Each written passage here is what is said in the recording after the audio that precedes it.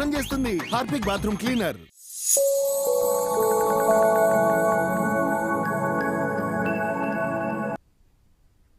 రాజేంద్రనగర్ నియోజకవర్గానికి చెందిన పలువురు బీఆర్ఎస్ లో చేరుతున్నారు. తెలంగాణ భవన్లో ఏర్పాటు చేసిన ఈ కార్యక్రమానికి బీఆర్ఎస్ వర్కింగ్ ప్రెసిడెంట్ హాజరై మాట్లాడుతున్నారు. ఇప్పుడు లైవ్ చూద్దాం. ప్రతి గ్రామంలో ఒక వైకుంఠ ధామం, ఒక డంపింగ్ యార్డు, ఈ రకంగా ప్రతి గ్రామంలో ఒక పల్లె ప్రకృతి వనం, ఇంటింటికి నల్ల నీళ్లు, ప్రతి గ్రామంలో చెట్లు, హరితహారం పేరిట ఒక పద్ధతి ప్రకారం, ఒక ప్రణాళిక ప్రకారం ఒక ఇల్లు గడితే సొంత పని చేసుకుంటే ఎంత శ్రద్ధగా చేసుకుంటామో అంత శ్రద్ధగా 10 ఏళ్ళు పనిచేసినాం. ఆ క్రమంలోనే రాజేంద్రనగర్లో ఇప్పుడే తమ్ముడు కార్తిక్ రెడ్డి గారు చెప్పినట్టుగా ఎన్నో పనులు చేసినాం. ఎవరి కోసమో చేయలేదు, ఓట్ల కోసమో గెలుపు కోసమో ప్రకాష్ గౌడ్ కోసమో చేయలేదు. పని చేసింది ప్రజల కోసం, మన రాష్ట్రం కోసం, మన ప్రాంతం బాగుండాలన్న ప్రేమతో చేసినాం. అది గండిపేటలో పార్కును బాగా చేసుకునేది కావచ్చు, అట్లాగే ఆ సైకిల్ ట్రాక్ ఏదైతే ఈరోజు భారతదేశంలోనే చర్చనీయాంశంగా మారిన ఆ సైకిల్ ట్రాక్ కావచ్చు, లేదా మీకు గుర్తుండాలి కరోనా సమయంలో దేశంలో కార్మికులందరూ పారిపోయినారు, ఎక్కడికక్కడ బిల్డింగ్లన్నీ ఆగిపోయినాయి. ఆ టైంలో కూడా పట్టుబట్టి కార్మికులు ఆ రోజు కరోనాకు భయపడుతుంటే కూడా లేబర్ క్యాంపులకు పోయి వాళ్ళని బతిమలాడి దండం పెట్టి అయ్యా మీరు పోవద్దు ఇక్కడనే ఉండాలని రిక్వెస్ట్ చేసి హైదరాబాద్లో కొత్తగా దాదాపు 40 లింక్ రోడ్లు ఏర్పాటు చేసిన ఘనత మన కేసీఆర్ గారి నాయకత్వాన్ని. అట్లా పనిచేసినాం మనం. ఎందుకంటే ఎంతసేపు ఎన్నికలు, ఓడుడు, గెలుసుడు, అధికారము, ప్రతిపక్షము ఇది కాదు. అధికారం ఇచ్చినప్పుడు నువ్వేం చేసినావు అన్నది లెక్క. అధికారం ప్రజలు ఇస్తే ఏం చేసినావు నువ్వు అనేది ప్రజలు గుర్తుపెట్టుకుంటారు.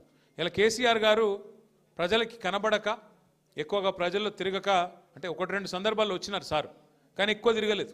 2 ఏళ్ళు అయింది ఓడిపోయిన తర్వాత. కానీ ఎంత మిస్ అవుతున్నారు కేసీఆర్ గారిని ప్రజలు అనేది ఇవాళ మీరు ఎక్కడ సోషల్ మీడియాలో చూసినా మీకు కనబడుతుంది. ఒక్కసారి కేసీఆర్ గారు కనబడితే ధైర్యం వస్తుంది, ఒక్కసారి కేసీఆర్ గారు మాట్లాడితే ధైర్యం వస్తుంది అనే పరిస్థితి. ఎందుకు గుర్తొస్తున్నారు కేసీఆర్ అంటే ఆయన చేసిన పనులు, ఆయన చేసిన మంచి. ఒక్కటి గుర్తుపెట్టుకోండి, ఇప్పుడు తమ్ముడు ఒక మాట అన్నాడు కార్తిక్. కేసీఆర్ గారు ప్రభుత్వంలో 2014లో ఆనాడు బాధ్యత తీసుకున్నప్పుడు ఈ రాష్ట్రంలో భూముల విలువ ఎంత, ఆయన దిగిపోయిన నాడు 2023 డిసెంబర్లో మరి మన సంపద ఎంత, భూముల విలువ ఎంత.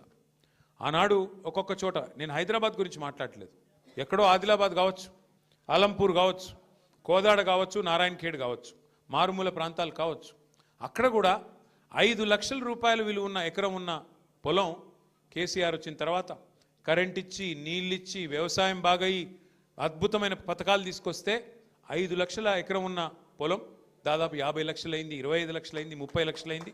ప్రజల సంపద పెరిగింది. ఏమైంది దానివల్ల? సంపద పెరిగితే ధైర్యం వచ్చింది.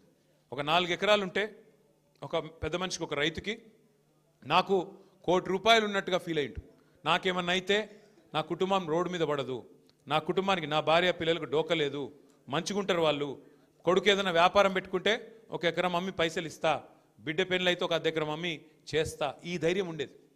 సంపద పెరిగింది, ప్రజలది విశ్వాసం పెరిగింది, నమ్మకం పెరిగింది, ధీమా పెరిగింది. మరి ఈరోజు ఏమైంది? 2 ఏళ్లలో ఎట్లా ఉంది పరిస్థితి? నాకంటే బాగా మీకే తెలుసు. వాళ్ళ మార్కెట్లో డబ్బులు లేవు, ఎక్కడికక్కడ రాష్ట్రం మొత్తంలో ఈరోజు పరిస్థితి ఏంది? ఎక్కడికక్కడ రియల్ ఎస్టేట్ స్తంభించిపోయిన పరిస్థితి. ముఖ్యమంత్రి గారికి నేను ఇట్లా మాట్లాడితే ఇబ్బంది అనిపించవచ్చు, వాస్తవాలు చెప్తే వాళ్ళకి ఇబ్బంది అనిపించవచ్చు. ఎందుకంటే అలవి కానీ హామీలు ఇచ్చి, అడ్డమైన అబద్ధాలు చెప్పి ఇవాళ ప్రజల్ని మోసం చేసి అధికారంలో కూర్చున్నారు. ప్రజలకి అరిచేతిలో వైకుంఠం చూపెట్టినారు. ఏమన్నారు? కేసీఆర్ గారు ₹1,00,000 ఇస్తున్నారు కదా, ఆడపిల్లలు పెళ్లి చేసుకుంటే నేను దాని మీదకెళ్ళి తులం బంగారం ఇస్తా అన్నాడు. ఇచ్చిండా మరి బంగారం? నేను ఆ రోజే చెప్పిన, ఇది బంగారం ఇచ్చే బ్యాచ్ కాదు, పుస్తెలతాడు ఎత్తుకపోయే బ్యాచ్ అని చెప్పిన. మనోళ్ళు హైదరాబాద్ వాళ్ళు విన్నారు, ఊర్లల్లో ఆగమైంది. ఏమైంది ఆఖరికి? ఈరోజు నిజంగానే ఎక్కడికక్కడ తాకట్టు పెట్టి, ఆస్తులు తాకట్టు పెట్టి, పేపర్లు పెట్టి అప్పులు తెచ్చుకునే పరిస్థితి, బంగారం ఏమైనా ఉంటే కుదబెట్టే పరిస్థితి. ఇలా మళ్ళొకసారి ఆ పరిస్థితి వచ్చింది. రేవంత్ రెడ్డి గారు కాకపోతే నిజాయితీ గల్లోడు, ఆయన చాలా నిజాయితీ గల్ల మోసగాడు. ఆయన నిజం చెప్పిండు, వెనకటి రోజులు మళ్ళా తెస్తా అని చెప్పిండు, నిజంగానే తెచ్చిండు.